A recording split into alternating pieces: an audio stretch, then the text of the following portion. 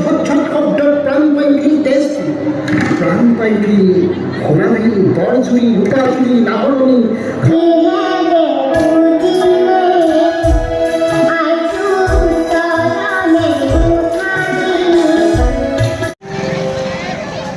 Service तो भी हो रही मायना की दिया ना फिर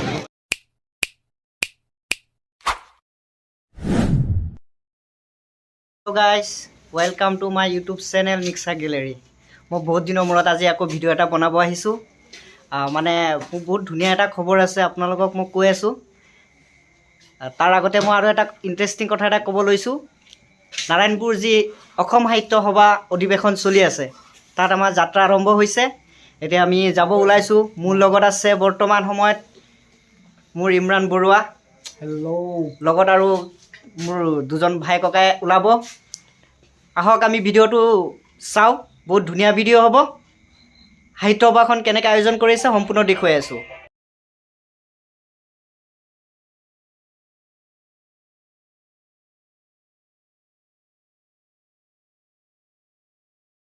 আমি এতিয়া গৈ আছোঁ আমাৰ ইয়াৰ ইমৰান ভাইজান ড্ৰাইভাৰ পিছফালে আছে আমাৰ অতি মৰমৰ ককাদেউ আপোনালোকে প্ৰায় চিনি পায় মোৰ ভিডিঅ'ত থাকেই আৰু এইফালে আমাৰ নতুন আৰু এইফালে নতুন আলহী এইবাৰ আপোনালোকে চাই লওক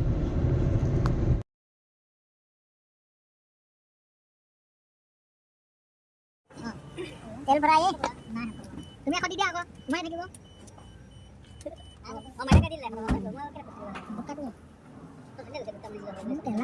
আপোনালোকে চাওক অসম সাহিত্য সভাত 1 ঘণ্টা হৈ গ'ল আমি ৰাস্তাতে ঘূৰি আছোঁ এতিয়ালৈকে যাব পৰা নাই এয়া চাওক কেনেকুৱা ভিৰ এয়া আকৌ ৰখি যাব লগা হয় এয়া 10 ফুটমান যাব পাৰোঁ আকৌ লাগি যায় পিছফালে ভিৰ চাওক আপোনালোকে ৰাইজ অ' মাই গড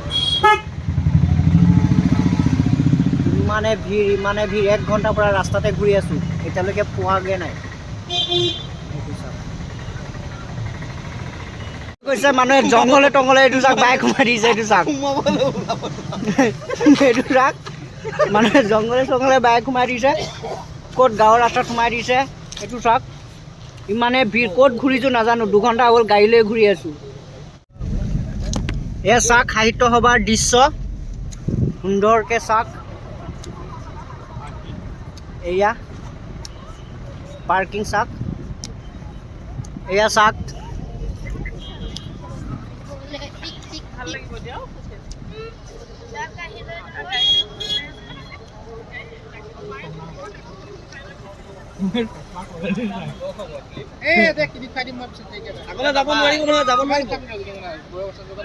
সভাখন আমি আহি পাইছোঁ দেখিছেনে কেনেকুৱা ভিৰ হৈ আছে সাহিত্য সভাখনত অসম সাহিত্য সভাৰ দৃশ্য চাওক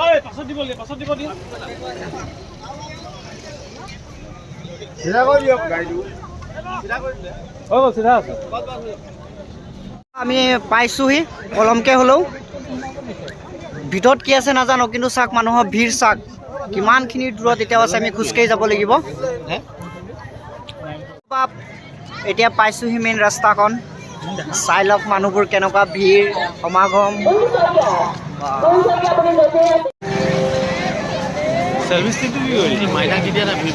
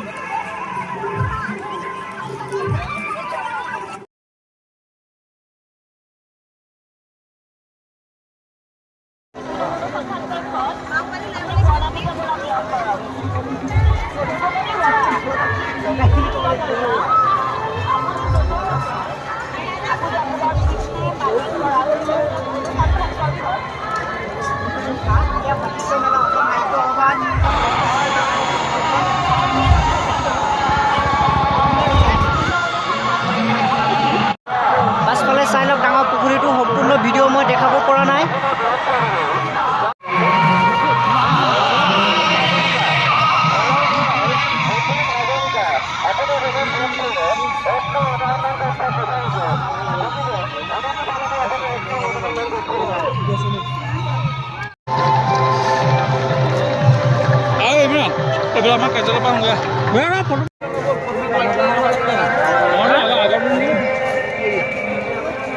এতিয়া অসম সাহিত্য সভা গেটখন বিচাৰি পালোহি। এয়া মুখ্য গেটখন। বহুত সময় লাগিল গেটখন বিচাৰি ওলাওঁতে। ইমান সমাগম হ'ব বুলি ভবা নাছিলোঁ মানুহৰ। এতিয়া চাওক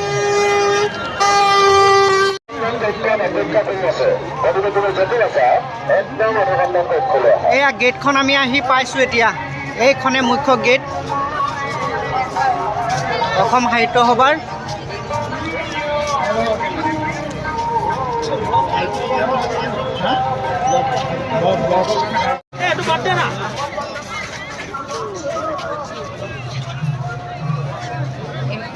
এয়া শ্বহীদ বেদী। এয়া সুন্দৰ এক দৃশ্য। মানুহৰ চাক ইমান সমাগম।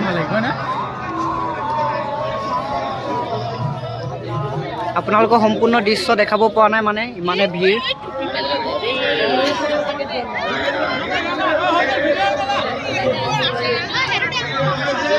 বহুত ধুনীয়া, ভাল লাগিছে। আপোনালোকৰ সম্পূৰ্ণ দৃশ্যবোৰ দেখুৱাব নোৱাৰিলোঁ।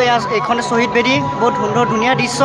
এতিয়া মোৰ লগত আৰু 3জন যে সতীৰ্থ উপস্থিত আছে, সিহঁতৰ মুখৰ পৰা শুনক আজি সাহিত্য সভাত আহি আপোনাৰ কেনেকুৱা লাগিছে? বহুত ভাল লাগিছে। আজি লখিমপুৰ জিলাখনৰ কাৰণে বহুত গৌৰৱৰ বিষয় এইটো। 800 বিঘা মাটিত এখন সাহিত্য সভা অনুষ্ঠিত কৰাটো বহুত ডাঙৰ কথা।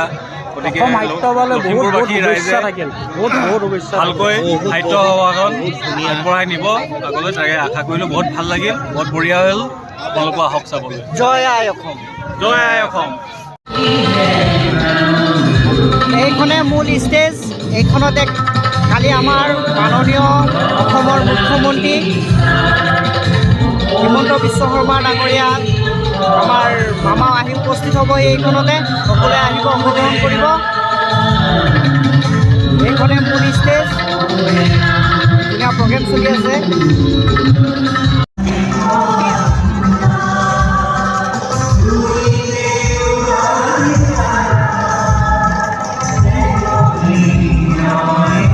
ফটো ভাল লাগিব চোৱাচোন। এইটো চাই এনেকৈ ৰংঘৰ আমাৰ মজা আহিছে গাঁৱত ফটো লওঁ। কলেজ ঘাটৰ কাষৰ ভগ্নাৱশেষৰে ভৰা টিলাটোত গঢ়ি উঠিল মিছন কম্পাউণ্ড। 1847 গঢ়ি উঠিল চাৰ্চ অফ এডিফাই। কাষতে চাৰ্চটি 1874 হৰিলাসাগৰৰ মাজতে গঢ়ি তুলিলে দ্বিতীয় পক্ষী জ্যোতিষা। 1875 গঢ়ি উঠিল ষ্টেচন ক্লাব। 1881 ডাক বংগ। এইদৰে অনেক দেশী বিদেশীৰ পদধূলিত পুৰাপুৰ হাবিগুচি তেজপুৰ পায়ু দাঙিবলৈ ব্ৰিটিছে 1860 চনৰ পৰা আৰম্ভ কৰিলে ইণ্ডিয়াৰ ৰেলৰ ঝটঝট শব্দত প্ৰাণ পাই উঠিল তেজপুৰ। প্ৰাণ পাই উঠিল সোণাহিল, বৰজুৰি, ৰূপাচুৰি, নাহৰণি, ঘৈৰালি, হাঁহচোৰা, ঘোঁৰাপাদুন আদি চাহ বাগানখন। সুশীল